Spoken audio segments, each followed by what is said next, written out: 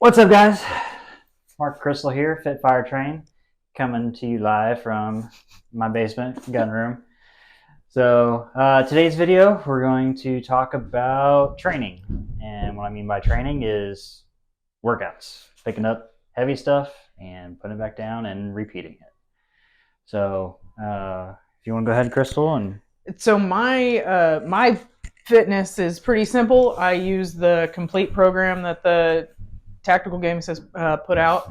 I've been using that since 2021. Went back before Jacob Hepner was doing the programming for it, so I really like it. I actually have a background as a personal trainer, so I could program my own stuff, but I'm lazy, and so it's nice to just open my app, that my very reasonably priced app, and get everything I need: the dry fire, the weightlifting, and the metcons. It does, like I was talking with you off screen about, today was like I kind of call it like an active rest day. He usually programs on Wednesdays as kind of a just cardio piece that's not super long, and there's usually no weightlifting involved on today. So this wasn't too hard today, but most days Hepner is kicking your butt with the complete program. So I really have enjoyed it. I've seen a lot of strength gains. I think it's nice to just be able to open the app and follow along. But I know you do not use the complete, and that is absolutely fine. A lot of people don't, but they did see a huge influx. I've seen a huge influx of people signing on of late, so that's cool. So you, I think, have to kind of split the way that you work out. What do you do for your workouts? yeah, so I'm a firefighter, and we've got a really good gym at the station. And so I work 2 days on. So whenever I'm there, and then I work out whenever I get off. So 3 workouts. So whenever I'm there, I focus on the strength. So I kind of split it up like legs, back, and chest. So with the legs, squats, sled pulls, um, anything that I can do to just destroy my legs. Yeah. And then back is deadlifts and pull-ups, pull-downs, bent over rows, more So sandbag work. so your gym at this fire station is more, I would call it like Olympic weightlifting stuff. There's not a Yes, lot of CrossFit type more, equipment in yeah, there. more machine Yeah. than CrossFit type stuff. We Yeah. can do some CrossFit style workouts, but as to having all the CrossFit equipment, we don't have that. Yeah. I actually very recently, I'm transitioning jobs, and so I don't have access to the gym that I'd had for the last 8 years, where I was comfortable and had all the stuff that I needed. Um, so I had to go find a gym, and I have thankfully been able to find one that is really accommodating to my needs. But it's just tough to find, like, because if you try to go to a CrossFit gym, they want to sell you, well, you need to come to our classes. You don't, Right. an open gym is only like 1 or 2 hours a day, and it's usually in the morning when people are at work. um, and so it's hard to unless you're like a sponsored CrossFit athlete, I'm imagining, is it's hard to find a gym where you have this huge open space to do what you need to do at a CrossFit gym. So the gym that I chose, has a good open area, and then it has a ton of racks and stuff and machines and stuff for other people. But it's tough to find a gym like that that would fit the Tactical Games athletes' needs. Short of, I know there's some people that own their own gym, so that's nice. That would be nice, but I'm not there yet. You're not there yet. So then when you're not at work, because you work, firefighter hours, so you work like 3 days a month or something like that. That's right. Yeah. So what do you do? Do you go to the fire station and work out on your days off, or what do you do? So whenever I get off shift, I usually do another workout. So I get 3 workouts in. Then whenever I'm at home, it's a lot of kind of Metcon type workouts. I've got a few weights here, but at the house, but it's the few dumbbells and sandbags. And so I try to do a lot of just high rep workouts. So like today, I did 10, what are they called, man makers, where you take the dumbbells, swing them up, kind of swing them through your legs, bring them up while you're squatting, and then push them overhead. I think they're Gotcha. called man makers. Yeah, I'm not sure. Did 10 of those, and then dropped into 10 burpees. I did that 3 times. No breaks, and then took like a minute rest, and then did 10 burpees, and I have marked out on my street where it's a 40-yard sprint. So sprint 40 yards, sprint back, do that twice, and then come into the driveway and then do 10 more. So your whole burpees. neighborhood knows that you're weird. Yeah, basically. Okay, good. I got to show them what's up. Yeah, you gotta make sure. I'm the only one out there. Right. So it's tough to get a good combination of days. Short of owning your own gym, it's tough to get the right equipment that a gym is going to have, or the right facilities. What was something that you purchased after experiencing your first tactical games that you were like, well, my gym absolutely doesn't have this. I'm going to need to purchase this for myself. Sandbags. Mm-hmm. Sandbags were one. Yep. What else? I didn't personally buy, but we are getting a row machine. A row? A row machine. Nice. Yep. Nice. So there's going to be a lot of rowing and then burpees over the row machine. Nice. So yes. Here at your house or at the fire station? At the fire station. Nice. Good. So, which is awesome because it's a great cardio exercise. It's not really the big things are super just sandbags. space intensive. Yeah. So I had after my very first struggled. one. Yeah, I didn't realize how intense that implement is. We had, I think that was the first time they ever gave 150 pounds to women, was at my first one. And I was one of 3 women only who could move that at all.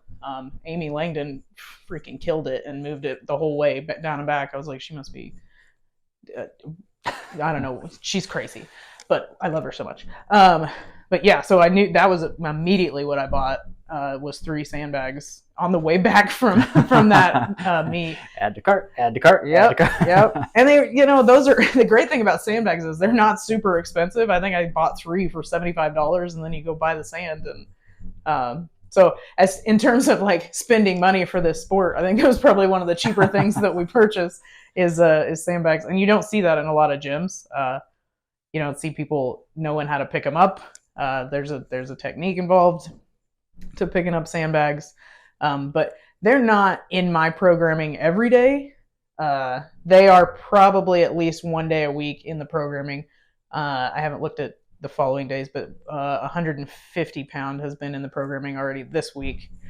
Yesterday was 100 pounds. So yeah, they make an appearance frequently because they make an appearance frequently at the tactical games because they are not easy to tear up and they are a son of a to pick up. So if you are not familiar with how to pick up sandbags, I would highly suggest you getting on eBay, getting on Rep Fitness, Rogue, wherever. There's a lot of companies that sell cheap sandbags.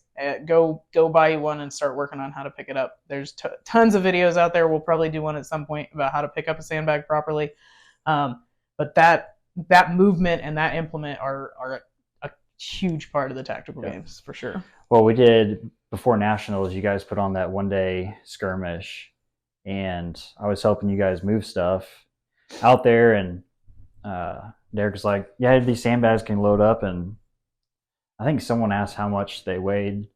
He's like, "They're 150." I was like, "Oh, 150 ain't bad. Right? I can deadlift more than that." Yeah. I went to pick that thing up and was like, "Oh, this is." Yeah. I've got some work to do. It's completely different than a barbell. That was what I was thinking when I was screaming and kicking the 150-pound bag 2-3 years ago. I was like, I can deadlift more than this. I don't understand. And it's all about the technique and getting under it quickly and repositioning your hands and positioning your hands properly initially, and then getting them repositioned so that you can actually stand up with it. Sandbags putting sandbags into your workout is a key thing. What other movement would you suggest? Let's make it easy for you. A barbell movement, so that people probably don't need to buy their own barbells. They probably have a gym that has one. What barbell movement would you suggest for somebody who's getting into the tactical games? The barbell overhead, Yeah. where you have to bring it up and then you hold it up and then walk. Yeah. We didn't do that at nationals. No, I was surprised by that actually. That's something that I train at the station. It's humbling.